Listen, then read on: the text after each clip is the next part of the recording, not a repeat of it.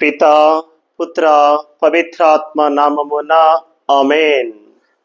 ఈనాటి దేవుని మాట, దేవుని యొక్క వాక్యం ఈరోజు మనతో మాట్లాడుతూ అంటున్నటువంటి మంచి మాట. మీ రహస్య కార్యములనెల్లా గుర్తించు పరలోకమందున్న మీ తండ్రి మీకు తగిన బహుమానమునిచ్చును.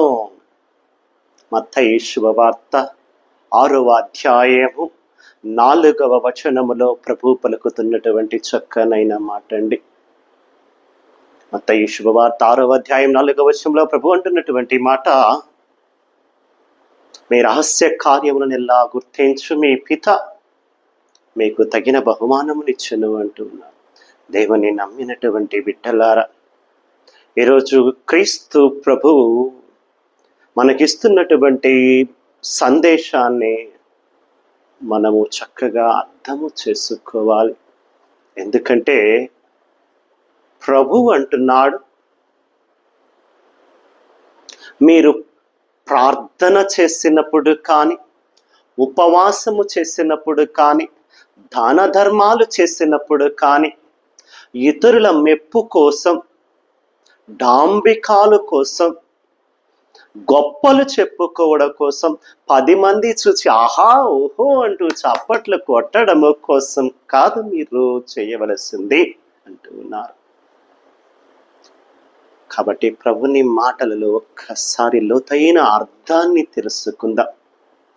ఈ యొక్క సువిశేష పఠనము ఈరోజు మనకి మంచి సూత్రమును అందిస్తూ ఉంది. పరలోకము చేరటానికి, తండ్రి దేవుని యొక్క దీవెనలు పొందటానికి మనకు ఉండవలసినటువంటి సుగుణాల గురించి చెబుతూ ఉంది. క్రైస్తవులుగా, క్రీస్తు ప్రభుని అనుసరించేటటువంటి వారిగా ప్రతి ఒక్కరికి కూడా ఈ 3 ముఖ్యమైనటువంటి సుగుణాలు ఉండాలి, ఈ 3 సూత్రాలు పాటించాలి అంటూ త్రివేక దేవుని వలె త్రిత్వైక సూత్రమును, త్రిత్వైక మంత్రమును ఈ రోజున ప్రభు మనకిస్తున్నారు.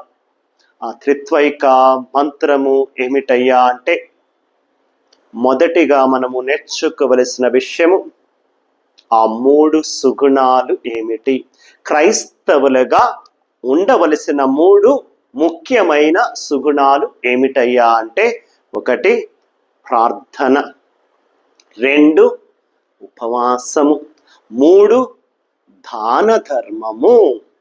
ఈ 3 సుగుణాలు ప్రతి క్రైస్తవ బిడ్డకు ఉండాలి, అలవరుచుకోవాలి, పాటించాలి అని ఈరోజు వాక్యము ద్వారా ప్రభు మనకి నేర్పుతూ ఉన్నారు.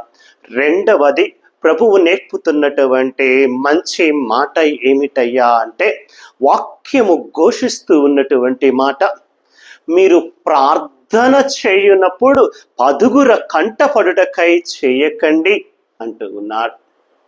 రెండవది, మీరు ఉపవాసం ఉండునప్పుడు అందరూ చూసి ఆహా ఇతడు ఉపవాసం ఉంటున్నాడే, ఈమె ఉపవాసం ఉంటుందే అని అందరూ మాట్లాడుకోవడం కోసము, గొప్పలు చెప్పుకోవడానికి ఉపవాసం ఉండకు.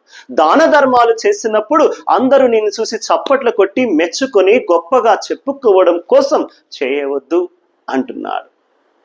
ఈ 3 విషయాలు చెప్పేటప్పుడు మనం అర్థము చేసుకోవలసినటువంటి మాట, రెండవదిగా మనము నేర్చుకోవలసింది ప్రభు అంటున్నటువంటి చక్కనైనటువంటి మాట ఏమిటయ్యా అంటే, మీరు ప్రార్థన చేయునప్పుడు, మీరు ఉపవాసం ఉండునప్పుడు, మీరు దాన ధర్మాలు చేయునప్పుడు అని ప్రభు అంటున్నాడంటే, మీరు ప్రార్థన చేయాలయ్యా అమ్మా, మీరు ప్రార్థన చేయాలమ్మా, మీరు ఉపవాసం ఉండాలి, మీరు దాన ధర్మాలు చేయాలి అని ప్రభువు చక్కగా చెబుతున్నారు. ఈనాటి వాక్యాన్ని మనం అర్థం చేసుకోవాల్సిందే.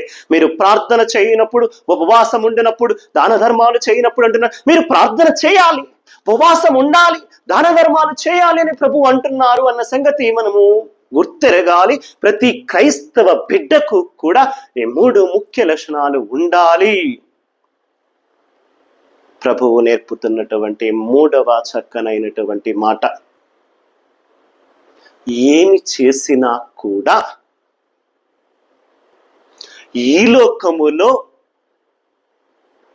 గొప్పగా మనము పొగడబడాలని, చప్పట్లు కొట్టించుకోవాలని, మన ఇరుగు పొరుగు వారు మనల్ని చూసి ఆహా ఎంత గొప్పవాడు, ఎంత మంచివాడు, ఎంత గొప్ప ప్రార్థన చేస్తున్నాడు, ఎంత గొప్ప ఉపవాసం ఉంటున్నాడు, ఎంత గొప్పగా అందరికీ దాన ధర్మాలు చేస్తున్నారని ఇహలోకములో మెప్పు పొందటము కోసము చేయవద్దు అంటున్నాడు ప్రభు. అంటున్నటువంటి మాట, ఒకవేళ బిడ్డ నువ్వు ఈ లోకములోనే పొందుకోవలసినటువంటి మెప్పును, పొందుకోవలసినటువంటి పొగడ్తను ఇప్పుడే పొందుకుంటే పరలోకమందు నువ్వు పొందుకోవడానికి ఇంకేముంది అంటూ ఉన్నాడు.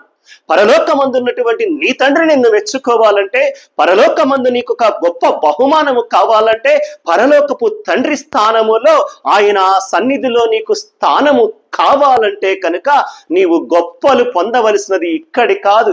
ఇక్కడ 10 మంది మెచ్చుకోలేదని నీవు బాధపడొద్దు. నీవు చేసే ప్రార్థన, నీవు చేసే ఉపవాసము, నీవు చేసే దాన ధర్మ క్రియలు ఇక్కడ ఎవరు చూడట్లేదు, ఎవరు మెచ్చుకోవట్లా, నన్ను ఎవరు పొగడట్లేదు అని మీరు అనుకోవలసిన అవసరం లేదు.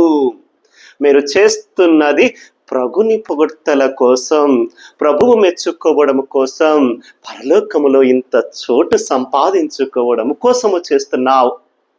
కాబట్టి నీవు ప్రార్థన చేసినప్పుడు, ఉపవాసం ఉండినప్పుడు, దాన ధర్మాలు ఉన్నప్పుడు 10 మంది కోసము చేయకు, ప్రభుని సన్నిధిలో స్థానం కోసం చేయి బిడ్డ. ఇక్కడ ఎవ్వరు నిన్ను మెచ్చుకున్నా మెచ్చుకోకపోయినా, ఎవరు నిన్ను పొగిడినా పొగడుకున్నా, ఇక్కడ ఎవరు నీకు బహుమతి ఇచ్చినా ఇవ్వకున్నా, నీ రహస్య కార్యాలనెల్లా చూస్తున్నటువంటి పరలోకమందున్న నీ తండ్రి నిన్ను మెచ్చుకుంటాడు, పొగుడుతాడు, నిన్ను తనకు దగ్గర చేర్చుకుని హక్కున చేర్చుకుంటాడు, తన రాజ్యములో నీకు స్థానం ఇస్తాడు, పరలోకములో నీకు బహుమానం ఉంటుంది. ఈ లోకములో బహుమానము కోసం నీవు ఎదురు చూడకు. ఇక్కడ బహుమానం పొందకుండా ఉంటేనే మంచిది నీకు, అక్కడ బహుమానం పొందుకుంటావని ప్రభు అంటున్నాడు. కాబట్టి దేవుని నమ్మినటువంటి బిడ్డలారా, ఈ 3 ముఖ్య లక్షణాలు, ఈ 3 సుగుణాలను ప్రతి క్రైస్తవ బిడ్డగా మనం అలవరుచుకోవాలి, నేర్చుకోవాలి, మన జీవితంలో పాటించాలి. మంచి క్రైస్తవ బిడ్డగా పరలోకములో స్థానం పొందుతూ తండ్రి దేవుని యొక్క బహుమానాన్ని పొందుకునే విధముగా మనము జీవిద్దాం. ప్రభునికి మరింత దగ్గర అవుదాం. కళ్ళ మూసుకుని చిన్న ప్రార్థన చేసుకుందాం.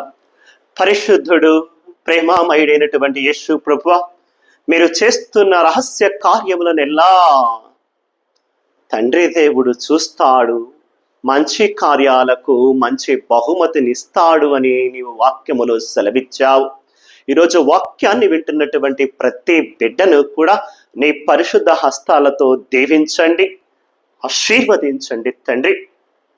ఏ బిడ్డ అయినా బాధలో, కష్టములో, ఇబ్బందిలో ఉంటూ యేసయ్యా అంటూ నిన్ను పిలుస్తుంటే కనుక ఆ బిడ్డ యొక్క మనసును చూచి ఆ బిడ్డ కష్టాన్ని తీసివేయండి, కన్నీటిని తుడవండి.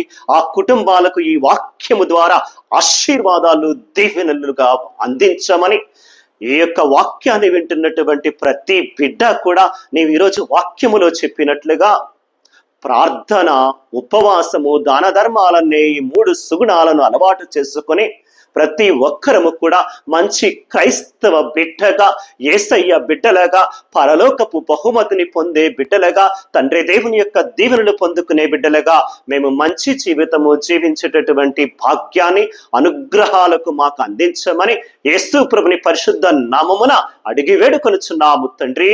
ఆమేన్. పితా, పుత్ర, పవిత్రాత్మ నామమున ఆమేన్. God bless you all.